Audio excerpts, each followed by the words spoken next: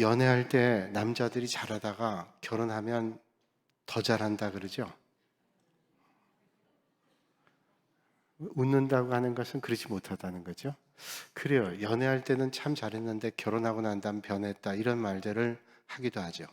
그건 남녀 간의 사이뿐 아닙니다. 우리 사람들도 친하기 전에는 예의도 갖추고 그러다가 친해지기 시작하면 말을 막 하기도 해서 상처를 주기도 합니다.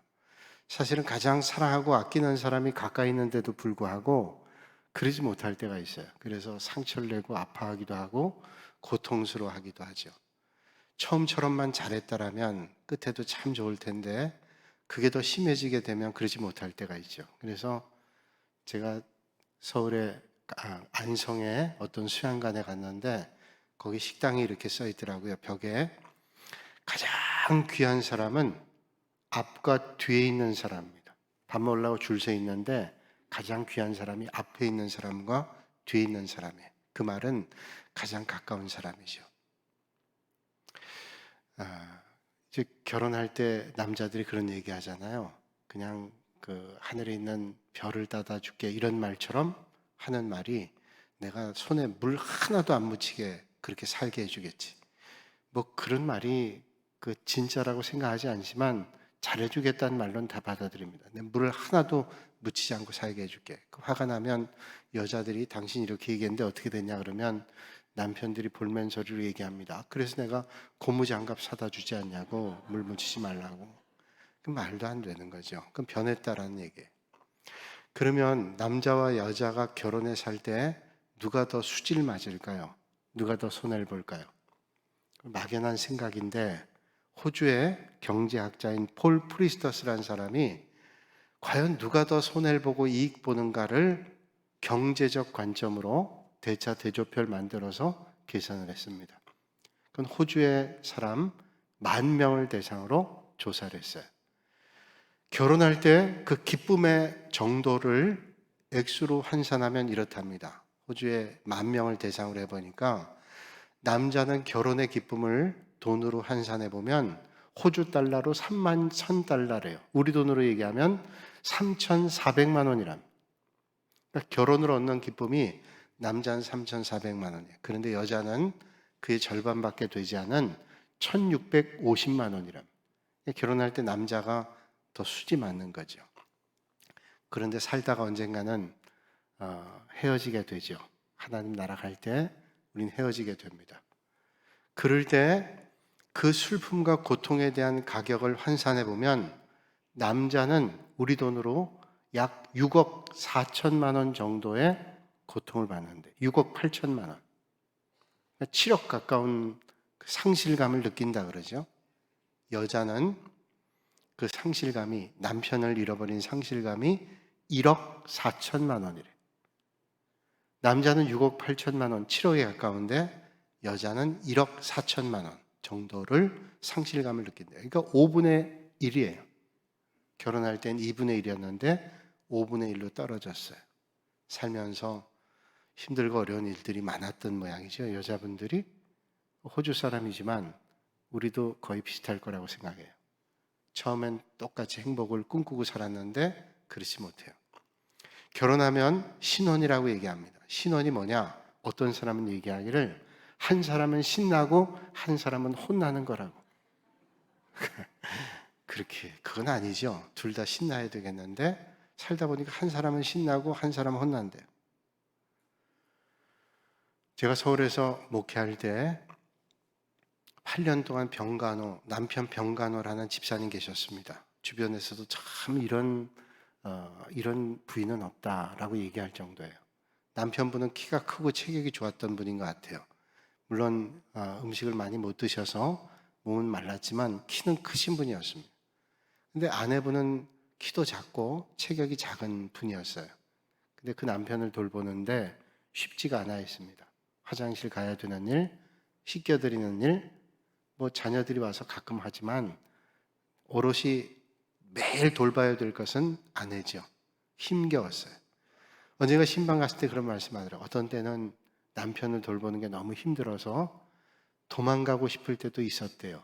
그런데 그거는 그냥 푸념일 뿐이지 자기의 진심은 절대로 아니래요. 그래서 제가 물었습니다. 정말로 힘들 때는 그런 마음을 가지실 때도 있는데 푸념뿐이고 진짜 마음은 그렇지 않다고 그러시는데 어떻게 그렇게 잘 돌보실 수 있습니까? 라고 얘기했더니 그분이 아주 중요한 말씀을 해요. 내 남편이 건강할 때 자기를 너무 아껴주고 사랑했답니다. 그 아껴주고 사랑한 게 긴 병 동안 수발하면서도 자기 마음을 지켜준대요. 그래, 그때 그렇게 날 아껴주고 사랑했는데 그랬다라고 하는 얘기를 들었습니다.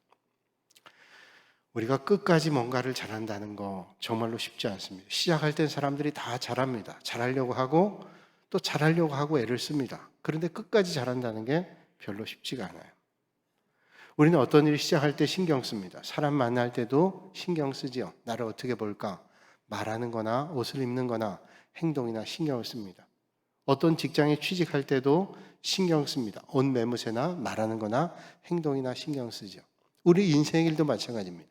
우리 인생길도 처음에 출발할 때 잘하기 위해서 출발점에서 잘 뛰기 시작하죠. 그런데 정말로 중요한 것은 출발점도 중요하지만 더 중요한 것은 후반전이에요. 왜냐하면 성패가 후반전에 갈리기 때문에. 우리가 출발은 이렇게 저렇게 했습니다. 그런데 마지막 우리의 종착점이 천국이 아니라면, 영원한 하나님 나라가 아니라면 아무리 전반전을 잘 뛰었다 할지라도 후반전은 실패죠. 아무리 열심히 뛰었다 할지라도 마지막에 그 삶의 자리가 영원한 하나님 나라가 아니라면 실패일 수밖에 없습니다. 연주에 가면 중간에 쉬는 시간이 있어요. 긴 연주 같은 경우는, 요즘 영화는 그렇지 않은 것 같아요. 옛날 영화 3시간이 넘는 대작 영화들을 보면 그때 중간에 쉬는 시간이 있습니다. 막간이라고 얘기하죠. 영어로는 인터미션이라고 얘기합니다. 중간에 쉬는 시간에. 중간에 쉴 때 음악회 가서 그걸 알지 못하는 사람은 중간에 다 일어나서 화장실 가고 밖으로 나가면 웅성웅성하니까 이제 다 끝났나 보다. 그리고 떠나면 정말로 중요한 마지막 부분을 보질 못합니다. 왜냐하면 아리아라고 하는 부분이 있죠. 오페라 같은데 아리아는 아주 서정적인 선율이 흐르는 그런 부분인데 다 뒷부분에 있습니다. 그런 것들을 놓쳐버린다면 그 오페라나 연주의 가장 중요한 부분을 놓치는 것이죠. 그래서 우리 인생길에 가장 중요한 부분은 뒷부분입니다. 100세가 되신 한 노인분에게 건강을 취재하는 기자가 물었습니다. 선생님, 어떻게 이렇게 백수하시면서 건강하실 수 있습니까? 요즘에는 백수하는 분들이 많으세요. 그러나 한 20년 전만 해도 백수가 쉽지 않습니다. 기자 물었어요. 어떻게 이렇게 백수하십니까? 백수 어르신께서 대답합니다. 예, 저는 담배를 전혀 하지 않습니다. 술도 조금만 먹습니다. 그리고 저는 음식을 소식을 합니다. 그리고 많이 움직입니다. 그래서 제가 백수하는 것 같아요. 그때 기자가 대답하죠. 아니, 그건 주변에 제가 알고 있는 많은 분들도 그렇게 하는데요. 술 안 먹고 담배도 안 피고 많이 움직이고 소식하고 그런 분들이 있는데 그런 분들이 다 장수하진 않던데요. 그러자 백수 맞으신 노인분이 말씀합니다. 예, 그렇죠. 그런데 그 사람들은 끝까지 하질 않아요. 본인은 끝까지 안 해요. 예전부터 지금까지 계속 그 일을 쉬지 않고 했대요. 그렇죠. 끝날 때까지 한다는 게 중요한 겁니다. 우리의 믿음도 출발은 좋았어요. 과정도 좋았습니다. 그런데 인생의 마지막 때 믿음의 길을 놓쳐버린다면 아무리 전반전과 중간을 열심히 뛰었다 할지라도 후반전에 망친 건 다 망친 거예요. 그렇습니다. 시작할 때보다 정말로 중요한 것은 마지막 마무리 때입니다. 그렇다면 시작할 때보다 더 마지막 때 복된 삶을 살기 위해서 우리는 어떻게 해야 될까요? 어떤 삶을 살아야 잘 사는 인생을 살아갈 수 있을까요? 비행기를 탑니다. 비행기를 타면 비행기가 이륙을 하죠. 이륙을 했는데 그 순간부터는 모든 것을 기장에게 맡겨야 됩니다.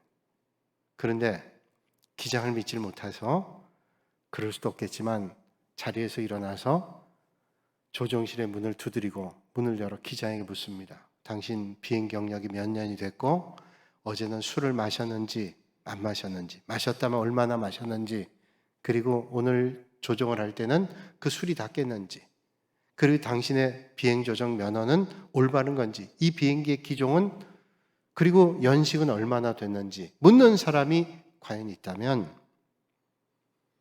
얼마나 피곤하겠어요. 불안해서 아마 도착할 때까지 꼼짝을 못할 거예요. 비행기를 타면 출발하면 맡겨야 됩니다. 기장에게 모든 걸 맡겨야 되죠. 우리 인생도 마찬가지.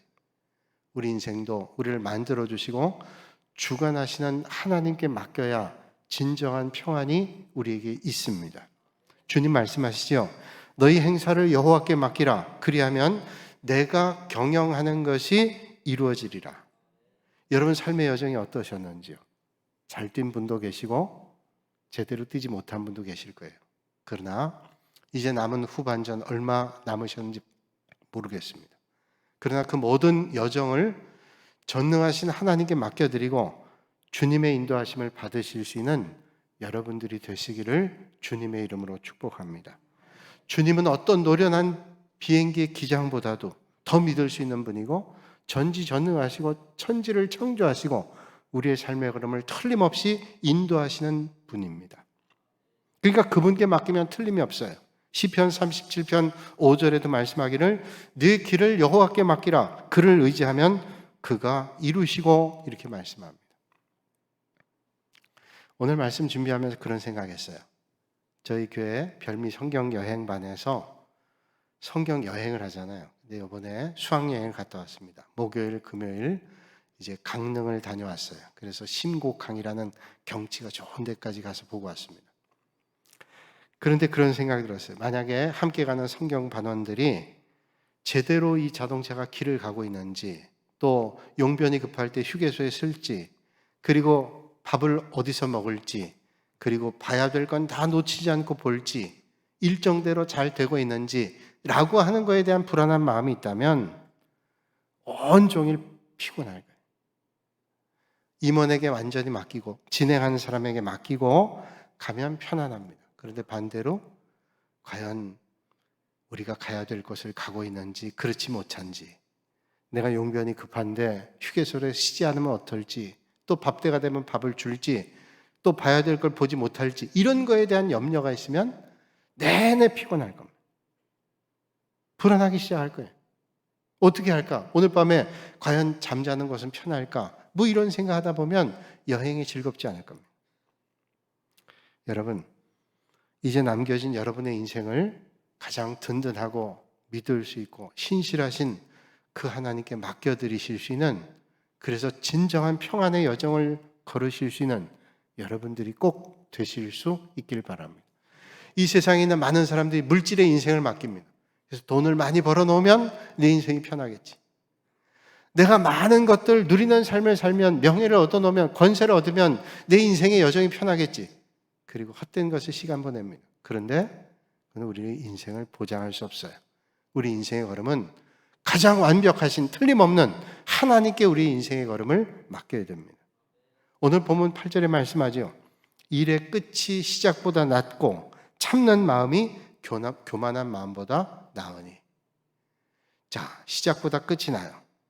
그런데 참는 마음이 교만한 마음보다 낫대요. 당연한 얘기죠. 근데 참기가 사람이 쉽지가 않아요. 근데 참는 마음이 교만한 마음보다 낫대요. 누가복음 3장 23절에 보면 이런 말씀이 있습니다. 예수께서 가르치심을 시작하실 때 30세쯤 되니라. 예수님께서 가르침을 시작할 때 30세쯤 됐대요. 그래서 예수님의 공생애를 3년이라고 말하고 예수님의 사적인 삶을 30년이라고 얘기해서 예수님의 일생을 33년이라고 얘기합니다. 어떤 분 비교하기를 천하를 호령했던 그리스의 알렉산더 대왕이 33년 살았는데 그 33년의 삶과 예수님의 삶을 비교해 보기도 해요. 그런데 예수님께서 공생에 3년 사시고 사적인 생활 30년 살았는데 신학자들이 궁금했습니다. 그렇다면 그 30년 사적인 삶의 흔적이 어디 있는가? 성경을 봐도 그저 예수님이 12살 때 성전에 올라갔다 부모님과 길을 놓쳤던, 그런데 많은 제사장 서기관들과 논쟁했던 그 권세가 뛰어났던 모습 외에는 특별히 드러나는 게 없어요. 그래서 궁금한 마음 가졌습니다. 그렇다면 예수님께서 공생애를 하시기 전에, 요단강에 세례받고 사역하시기 전에 그 30년의 세월 동안 예수님의 자의식은 과연 구원자인 것을 알았냐? 라고 하는 궁금한 마음을 가지고 연구했어요. 틀림없이 예수님은 하나님의 아들이신 것을 알았을 것이다. 그렇게 얘기를 하죠. 그렇다면 예수님께서 공생을 시작하시기 전에 30년 동안은 뭘 하셨을까? 뭘 하셨을까? 궁금하죠. 그때 주님은 기다리셨습니다. 하나님의 때가 될 때까지 기다리셨어요. 하나님의 때가 되기 전에 먼저 행동하지 않았습니다. 사람들의 말에 휘둘리거나 어떤 상황의 환경에 휘둘리지 않고 하나님의 때를 기다리며 공생애를 준비하셨습니다. 요한복음 2장의 말씀 보면 예수님께서 처음 베푸신 이적의 말씀이 나오는데 가나의 혼인잔치입니다. 물이 변해서 포도주가 된 사건이죠.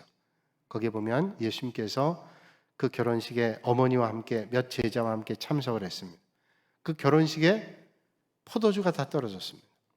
포도주가 떨어졌다는 건 우리 개념과는 다릅니다. 그 당시에 이스라엘에 물이 좋지 않기 때문에 포도주를 물처럼 그렇게 사용하는, 그러니까 음료가 떨어진 겁니다. 잔치 자리에 음료가 떨어졌다. 아주 큰 실수입니다. 예수님의 어머니가 그걸 보고 예수님께 말하죠. 여기 포도주가 떨어졌다라고 말씀합니다. 그때 예수님께서 이렇게 말씀하죠. 여자여, 나와 무슨 상관이 있나이까? 내 때가 아직 이르지 아니하였나이다. 그 앞에 여자여 이런 말, 그런 말 해석하려면 시간이 길어지죠. 다 빼고 내 때가 이르지 않았다 이렇게 말씀하죠. 그러니까 예수님께서는 아주 중요하고 필요한 그 순간에도 하나님의 때를 먼저 물어요. 하나님의 때가 아니면 아니라는 거예요. 하나님의 때. 예수님께서는 항상 하나님의 때, 하나님의 시간표를 중요하게 생각하셨습니다. 예수님은 때가 되기 전에는 절대로 하지 않으셨어요. 때가 되면 하나님께서 놀라운 일들을 이루셨습니다. 그런데 예수님께서 또 핍박과 고난 당할 때 예수님 제자들 다 도망갔어요. 그러나 예수님께서는 그때 도망가지 않고 겟세마네 동산에 기도하시죠. 나의 원대로 마옵시고 아버지의 원대로 하옵소서. 그러니까 고난과 핍박의 자리에 어떤 고난과 핍박이 온다 할지라도 내 때, 내 상황을 보지 않고 하나님의 때와 하나님의 역사를 기대했어요. 그렇다면 오늘 우리는 어떤 삶을 살아가고 계시는지요? 하나님의 때와 계획이 아니라 내가 세운 때와 내 계획대로 살아간다면 정말로 잘 사는 걸까요? 예수님처럼 하나님의 시간표대로 하나님의 때에 움직이지 않고 내가 세워놓은 시간표대로 내 때에 움직인다. 잘 사는 걸까요? 우리는 때때로 기다리다가 하나님의 역사하시기 전에 내가 행동할 때가 있습니다. 그런데 여러분, 전능하신 하나님, 우리의 걸음을 아시는 주님께서는 절대로 늦지 않으십니다. 가장 적당한 때 우리를 도와주십니다. 그러므로 하나님의 때, 하나님의 시간표를 기다릴 줄 아는 여러분들이 되시기를 주님의 이름으로 축복합니다. 그게 믿음이에요. 믿음은 내가 원하는 걸 하나님 들어주세요가 아니라 하나님의 때, 하나님의 역사 앞에 내가 쓰임받기를 원합니다. 이게 믿음이란 말이에요. 그 진정한 믿음. 우리가 잘 알고 있는 다윗이라는 사람은 기다릴 줄 아는 사람이었습니다. 다윗은 이름 없는 목동이었습니다. 어린 시절을 목동으로 자랐죠. 그런데 하나님께서 그를 택하셨습니다. 선지자 사무엘을 보내서 기름 부어 왕으로 세웠습니다. 기름 부어 왕으로 세웠는데 왕으로 세우자마자 대관식에 참여해 왕이 된 게 아니라 사울의 눈을 피해서 15년 동안 도망 다녀야 됐습니다. 그리고 15년 뒤에 비로소 왕의 자리에 즉위하죠. 그리고 통일 왕국의 왕이 될 때까지는 그로부터 7년의 세월이 더 지나갔습니다. 그러니까 적어도 통일 왕국, 이스라엘의 전체를 다스리는 왕이 될 때까지 22년이라는 세월을 기다렸습니다. 그러나 아브라함의 아내 사라는 달랐습니다. 사라는 하나님께서 아들을 주실 때까지 기다리지를 못했습니다. 그래서 아브라함에게 자기의 몸종이었던 하갈을 들여보내죠. 그 하갈을 통해서 아이를 낳겠다는 거예요. 그리고 그 아이가 내 아기다 이렇게 생각하는 겁니다. 그래서 낳던 자식이 이스마엘이죠. 그 이스마엘은 오늘 아랍의 조상이 됩니다. 지금 이스라엘과 아랍의 분쟁과 싸움이 얼마나 오랜 동안 고통을 줘요. 지금도 이스라엘의 아랍과 이스라엘의 분쟁 때문에 거기에 진정한 평안을 원하죠. 그래서 이스라엘 사람들은 인사가 샬롬입니다. 샬롬. 우린 옛날에 인사할 때 어떻게 인사했어요? 진지 잡수셨어요? 그 말은 밥을 많이 못 먹었어요. 그러니까 인사할 때 진지 잡수셨어요? 평안하세요? 이렇게 얘기하잖아요. 이스라엘 사람들은 전쟁이 많고 고통이 많았기 때문에 샬롬, 평화를 비는 거예요. 평화하세요? 평안하세요? 샬롬의 인사를 드려요. 그런 고통의 시간을 보냈다는 거예요. 믿음의 사람은 그러므로 하나님의 때와 하나님의 시간을 기다릴 줄 알아요. 그러기 위해서 영적인 분별력을 가지고 하나님의 때와 하나님의 시간을 기다려야 돼요. 믿음의 사람은 하나님의 때와 시간을 기다릴 줄 아는 사람이에요. 이사야 30장 18절에 말씀합니다. 그러나 여호와께서 기다리시나니 이는 너희에게 은혜를 베풀려 하시며 일어나시리니 이는 너희를 긍휼히 여기려 하시며 대저 여호와는 정의 하나님이시라. 그를 기다리는 자마다 복이도다. 하나님께서 여기서 기다리신대요. 왜 하나님께서 기다리세요? 우리가 하나님의 때를 기다리잖아요. 근데 하나님께서 기다리신대요. 왜 하나님이 기다리실까요? 우리에게 은혜를 베풀어 주시기 위해서.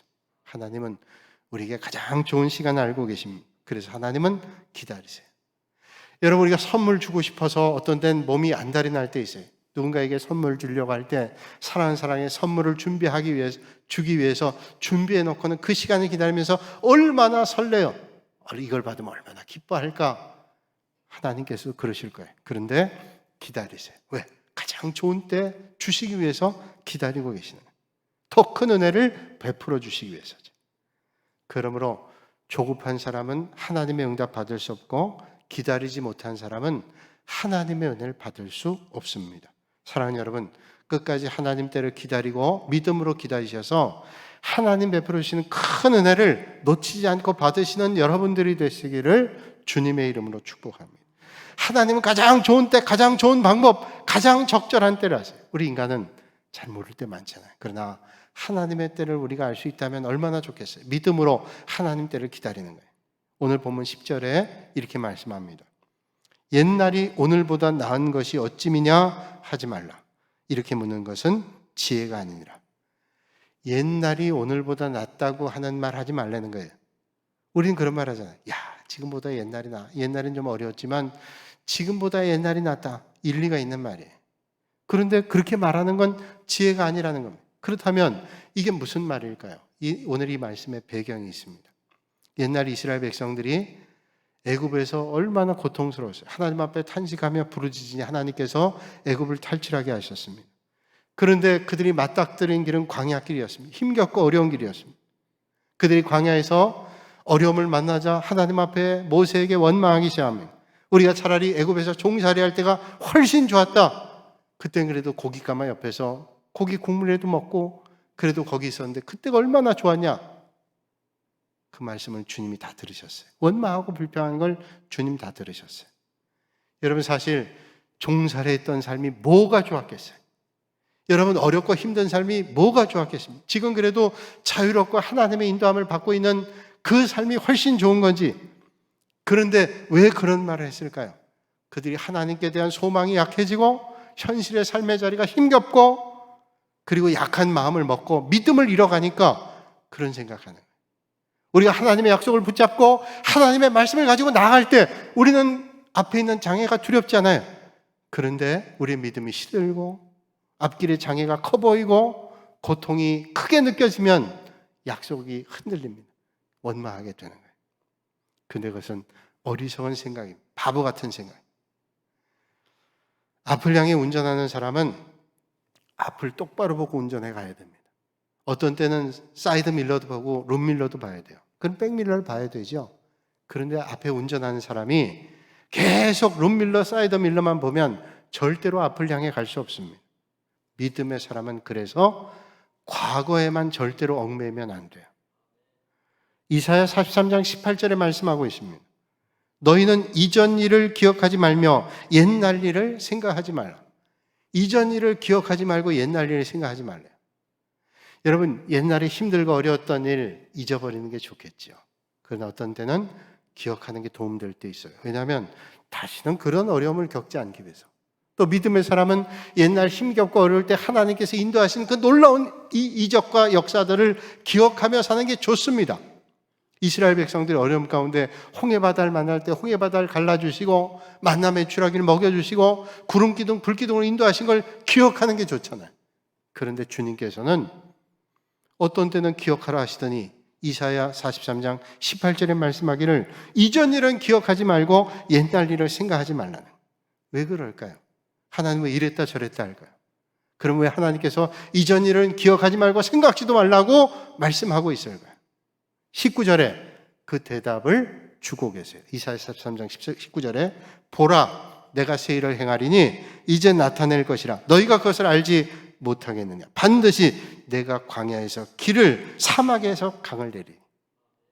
무슨 말씀이에요? 하나님께서 그것과 비교할 수 없는 놀라운 새로운 일들을 행하신다는, 이제 너희들이 그 놀라운 새로운 일을 볼 것이라는 겁니다. 그러니까 하나님께서 앞으로 행하실 일들은 이전 것과 비교할 수 없으니 옛날 건 싹 잊어버리고 하나님께서 돌보실 그 은혜 앞에 온전히 맡기라고 주님 말씀하고 있습니다. 믿음의 사람은요, 그래서 앞으로 행하실 주님의 역사를 기대하는 거예요. 주님 말씀합니다. 손에 쟁기를 잡고 뒤를 돌아보는 자는 하나님의 나라에 합당하지 아니하니라. 우리가 휴대폰을 쓰다 보면 휴대폰이 속도가 늦어질 때 있어요.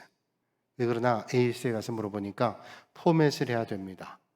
거기 너무 잡다한 게 많이 애플리케이션 많이 끼어 있고 거기 사진이 너무 많이 들어가 있고 문자도 다 지워야 되고, 그래서 포맷을 하면 싹 지워집니다. 연락처만 저장했다가 옮겨줍니다. 그러면 먼저 있던 사진 어떻게 해야 되나요? 먼저 있던 사진은 USB에 넣거나 아니면 자기 가지고 있는 컴퓨터에 다 옮겨놔야 돼요. 그리고 휴대폰은 빨리 돌아갈 수 있도록 정리해줘야 돼요. 그렇게 하지 못하더라도 휴대폰을 계속 켜놓으면 안 되고 적어도 이틀에 한 번씩은 껐다 켜줘야 돼요. 다시 리셋을 해야 돼요. 그럼 빨라집니다.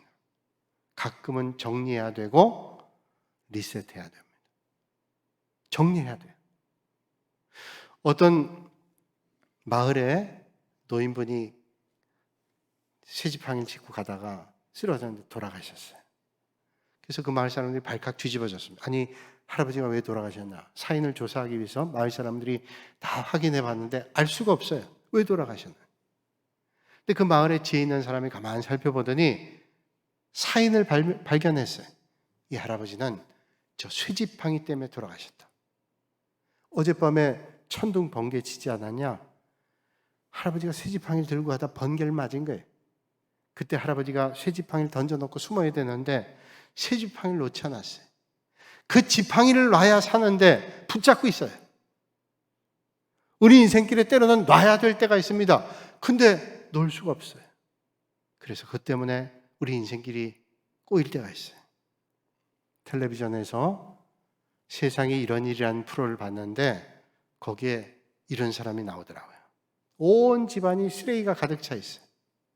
온 집안에 쓰레기가 가득 찰 뿐 아니라 마당에, 또 온 마당에 가득 찼어요. 삿더미 같아요.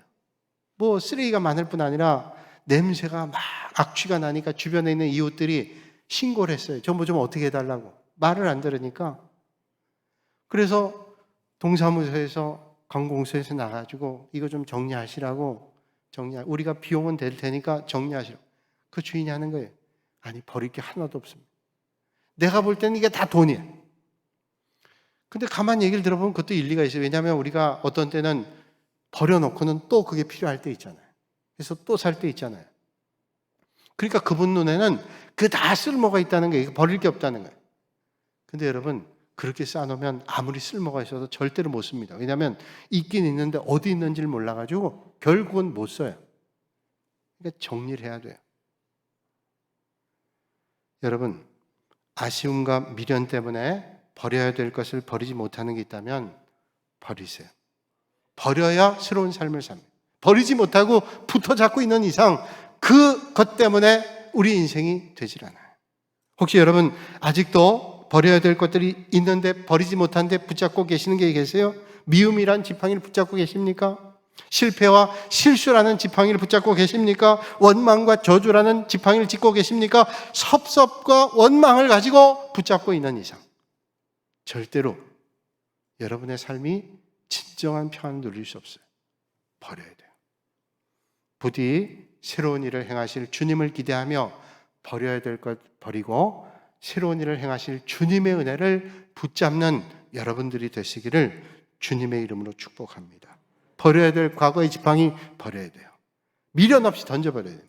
버려야 될 부정적인 생각도, 부정적인 말도, 부정적인 마음도 다 버려야 돼요. 그렇지 않으면 그 부정이 여러분의 삶을 붙잡는 거예요. 오히려 어떤 자리에도 감사를 잡고 감사의 말을 해보세요. 하나님께서 은혜를 주실 거예요. 어떤 교회 집사님께서 앵무새를 키웠답니다. 근데 앵무새를 키우는데 이분이 일이 바빠가지고 늘 퇴근하고 집에 들어오면 힘드신 거예요. 늦게 퇴근해 집에 들어오면서 아휴 죽겠다. 근데 앵무새가 말을 따라하잖아요. 며칠을 그랬더니 앵무새가 들어오니까 이 집사님이 들어오니까 뭐라고 해요? 아이고 죽겠다. 그 웃기더래요. 아이고 죽겠다니. 근데 그 다음날 들어왔는데 또 아이고 죽겠다. 한 3일을 하니까 듣기가 싫더래요. 아이고 살겠다 그래 죽겠다만 하니까 얼마나 안 좋겠어요. 그래서 어떻게 할까? 말을 가르칠 시간도 없고 그래서 교회 장로님이 또 앵무새를 키우는데 그 장로님 댁에 가면 장로님한테 좋은 걸 배우겠다 싶어가지고 그 장로님 댁에 갔어요. 그 장로님 댁에 앵무새가 있는데 데려갔습니다. 그랬더니 이 집사님 앵무새가 그 장로님 앵무새를 보고는 자기가 배운 얘기를 하는 거예요. 아이고 죽겠다. 그 장로님 앵무새가 화답을 하더래요. 믿음대로 될지어다. 역시 장로님 앵무새가 달라요. 여러분 어떤 믿음이 되겠어요?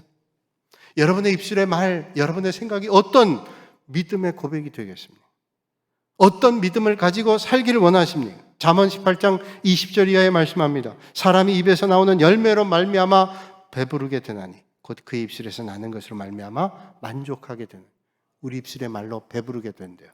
어떤 축복의 말로 배부러지시겠어요? 원망과 불평과 저주로 배부러지시겠어요? 죽고 사는 것이 혀의 힘에 달렸나니 혀를 쓰기 좋아하는 자는 혀의 열매를 먹으리라. 사랑하는 여러분, 내 마음의 부정과 원망이 사로잡혀 있습니까? 완전히 오늘 이 아침에 삭제해 버리세요. 그리고 새로운 일을 행하실 주님을 바라보시는 여러분들이 되시길 바랍니다.